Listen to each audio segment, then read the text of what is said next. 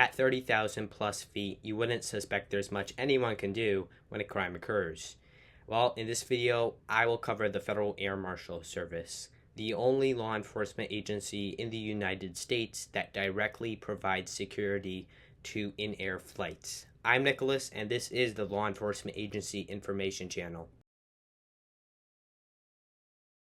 The Federal Air Marshal Service, or FAMS for short, not to be confused with the U.S. Marshal Service, is a investigative, civilian-staffed United States federal law enforcement agency that falls under the Transportation Security Administration, or TSA for short, which falls under the Department of Homeland Security, or DHS for short.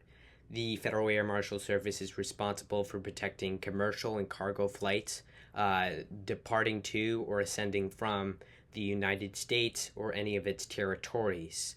The Federal Air Marshal Service primarily operates on large non-stop commercial flights, as those were the type of flights used in the September 11th attacks. Ever since the September 11th attacks, the Federal Air Marshal Service has dramatically increased its number of agents.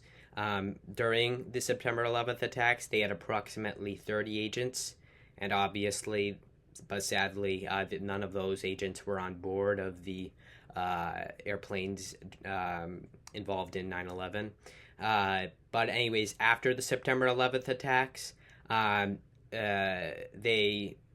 currently today, they have approximately 3,000 special agents, which is a big change. Part of the reason for that large increase is because, it's because of a lot of reasons. Firstly, they had to increase their number of agents. That was one of their main priorities.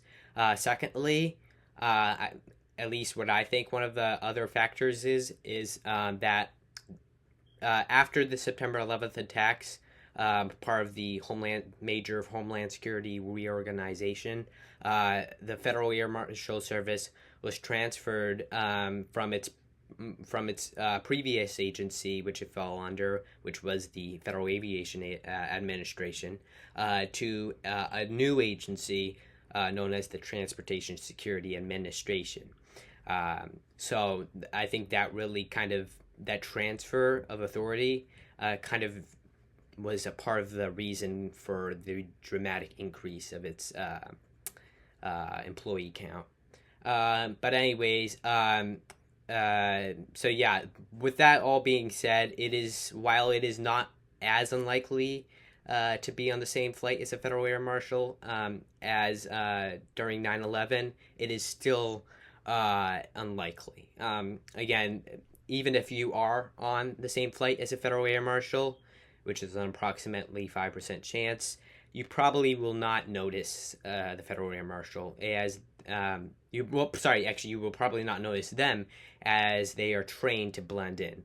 And the reason why I corrected myself to them is because Federal Air Marshals typically fly in duos, so pairs of two.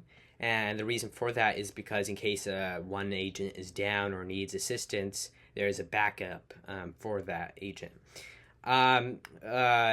Federal Air Marshals, again, they are the only agency within TSA that has law enforcement authority. That's pretty much it. Yeah. For their main overview of the agency. Additionally, the Federal Air Marshal Service is also responsible for protecting the Federal Air Marshal Service's director, the administrator of the Transportation Security Administration, and in some very rare cases, the Secretary of Homeland Security. The Federal Air Marshal Service originally fell under the Federal Aviation Administration, or FAA for short. That was until 2001, upon the September 11th attacks, that they were transferred to the authority of the Transportation Security Administration, or TSA for short. Later on, in 2003, they were transferred to the authority of ICE, or the Immigration and Customs Enforcement. And then later on in 2005, they were transferred back to the authority of the Transportation Security Administration, where they remain today. The Federal Air Marshal Service is the only division of the Transportation Security Administration with law enforcement authority. Federal Air Marshals are highly skilled and highly trained 1811s with authority to carry firearms, make arrests, and conduct pretty much any law enforcement duty, both inland and on air. The Federal Air Marshal Service has domestic-wide jurisdiction throughout the United States and its individual territories to protect commercial and cargo flights. The Federal Air Marshal Service derives its authority and jurisdiction from Title 49 of the U.S. Code. The Federal Air Marshal Service enforces the Aviation and Transportation Security Act of 2001. For firearms, Federal Air Marshals are typically equipped with Glock 19s. For equipment and non-lethal weapons, Federal Air Marshals are typically equipped with handcuffs and batons. However, more specialized units of the Federal Air Marshal Service may be equipped with more exotic firearms and equipment. For uniforms, undercover Federal Air Marshals typically wear casual civilian-style clothing, such as t-shirts, jeans, etc. However, with that being said, you will most likely not see them wearing shorts, especially not athletic shorts. The simple reason for this is that, number one, it's unprofessional, but the main reason is that shorts, especially athletic shorts, typically lack loopholes for belts. And without a belt, you're risking exposing items that could reveal your identity, such as a badge or a firearm. Federal Air Marshals train at the Federal Law Enforcement Training Center in Glencoe, Georgia for approximately 20 to 25 weeks. During their training, they are trained in a variety of tactics, including undercover operations, profiling people and activity, firearm tactics, physical tactics, investigative tactics, and use of force.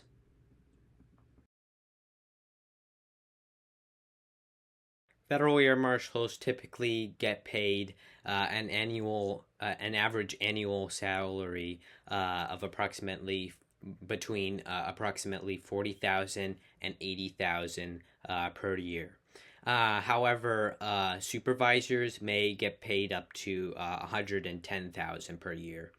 While this is not the best salary in federal law enforcement, it is considerably good, considering that Federal Air Marshals, the majority of Federal Air Marshals, only work approximately 5 hours a day. Typically, the requirements to becoming a Federal Air Marshal are that, number one, you must be a U.S. citizen.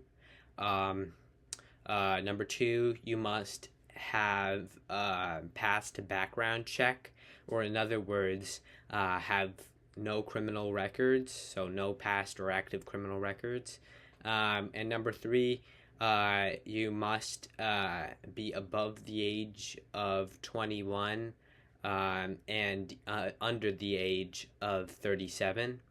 Number four, you must have a bachelor's degree or higher. And number five, Number five is you need to have a driver's license. So you must, you must have a driver's license.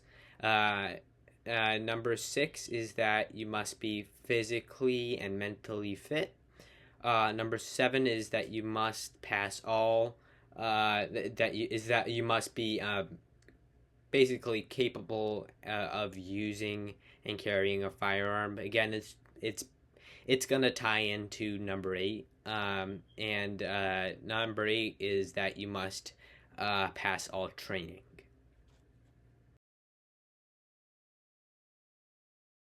The Federal Air Marshal Service is broken down into 6 programs, in which there is number one, the in-flight security program, which provides security to, as its name suggests, provides security to domestic and international flights throughout the United States and the world. They are kind of at the core of the Federal Air Marshal Service's mission. They are also the largest program of the Federal Air Marshal Service, with the majority of Federal Air Marshals working for this program. Added on top of this, number two, the Federal Flight Deck Officer Program. So the Federal Flight Deck Officer Program is responsible for training and is responsible for training and licensing pilots and co-pilots to carry and use firearms.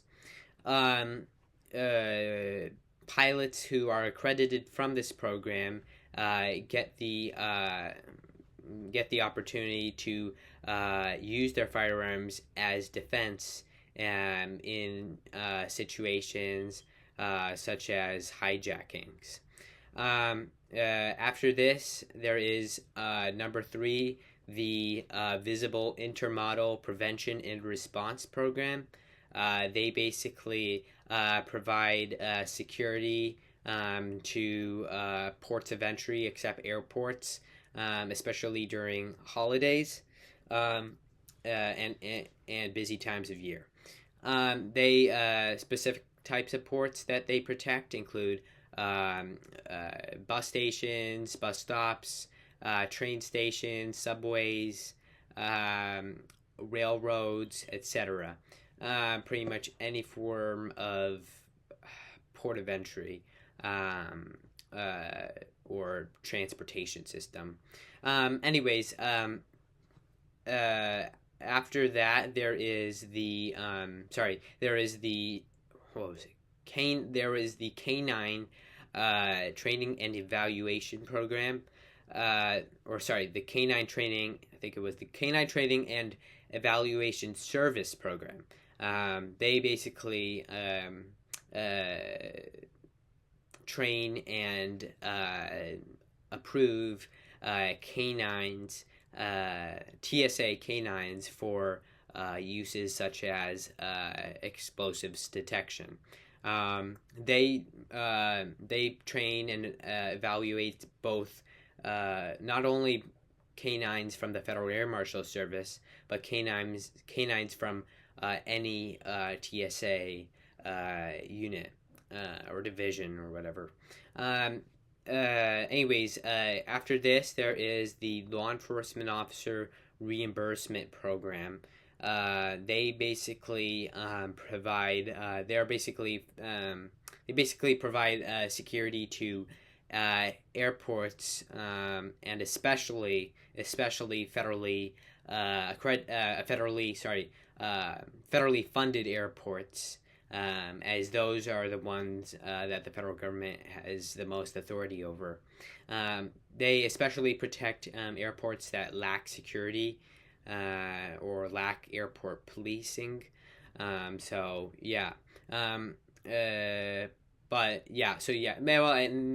Never mind. I was gonna say something else, but never mind. After that, there is the crew member self-defense program. They basically train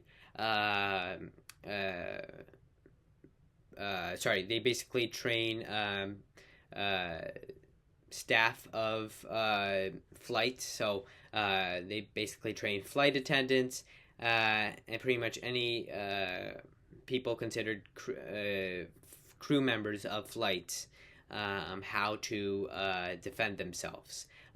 In rare occasions, they may even arm the flight attendant or crew member if they believe they need to. That is pretty much it for their programs.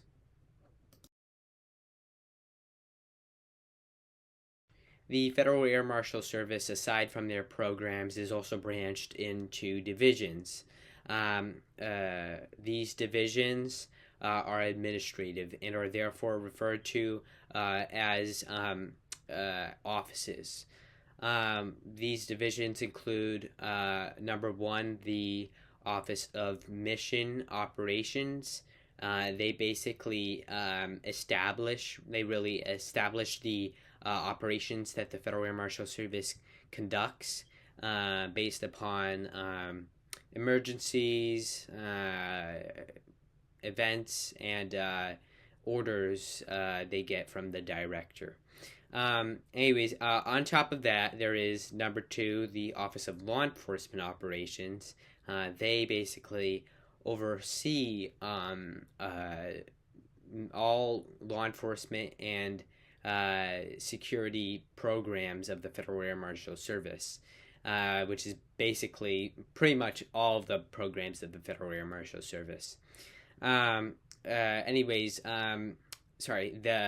they oversee those programs and ensure what they are doing is correct and professional. On top of that, there is the Office of Operations Management.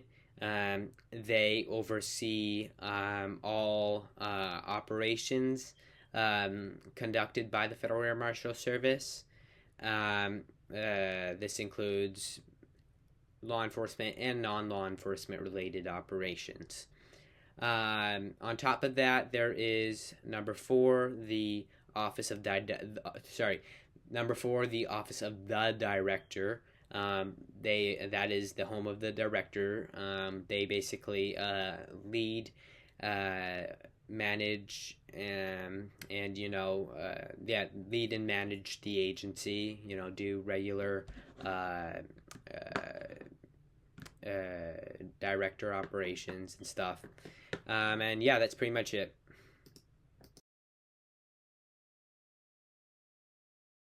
I will now list the rank structure of the Federal Air Marshal Service from high to low. So from high to low, there is the director, which basically leads the agency. Or actually, I'm not gonna explain their roles. Never mind. There's the director, and below that there is the deputy director. Below that there is the assistant director, and below that there is the deputy assistant director. And then below that there is the supervisory Federal Air Marshal in charge, and below that there is the deputy supervisory Federal Air Marshal in charge. And below that there is the deputy assistant Federal Air Marshal in charge. Or sorry, there is the assistant supervisory Federal Air Marshal in charge. Below that there is the supervisory Federal Air Marshal. Below that there is the senior Federal Air Marshal, and below that there is the Federal Air Marshal. As the Federal Air Marshal Service is a division of the TSA, it is headquartered at the TSA's headquarters, which is located in Arlington, Virginia. They currently, aside from their headquarters, they currently maintain 20 field offices scattered throughout the United States. I simply cannot list out. I cannot directly say all 20 field offices. I just can't. But I will list them out right here and right now.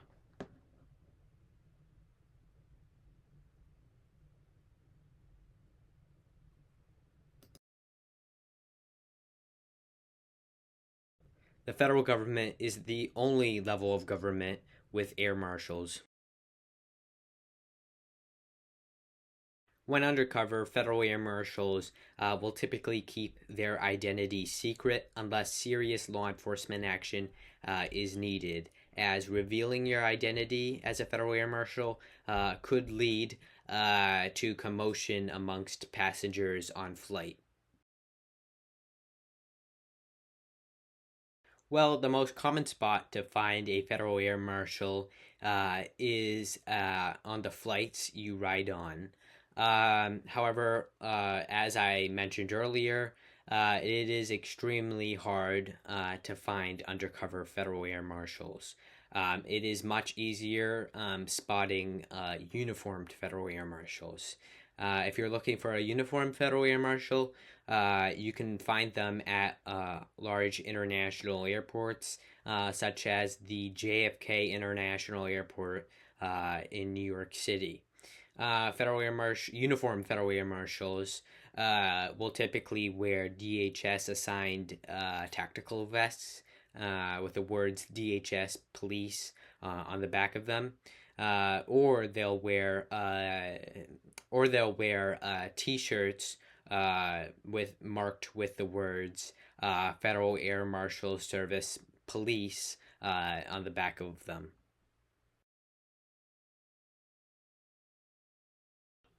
The Federal Air Marshal Service works at on a wide range of flights, so it's hard to say a specific flights that they operate on. However, there are some specific locations that they monitor. What I mean by that is they'll often work on planes that are going to or coming from places in the U.S. that are most commonly targeted for acts of terrorism. For example, Washington D.C. Is known to be a target for terrorism due to the fact it is our nation's capital and the 22nd biggest city in the U.S. When it comes to collaboration, the Federal Air Marshal Service is a part of the FBI's Joint Terrorism Task Force, which basically gives it the opportunity to work with multiple law enforcement agencies throughout the United States from each level, federal, state, county, and municipal. On a day-to-day basis, they work with TSA screeners, who many of them know who the Federal Air Marshals are. Anyways, but they also work with federal law enforcement agencies. They also frequently work with federal law enforcement agencies such as the FBI, DEA, the U.S. Secret Service, and much more. And then on top of that, that's really it for their collaboration.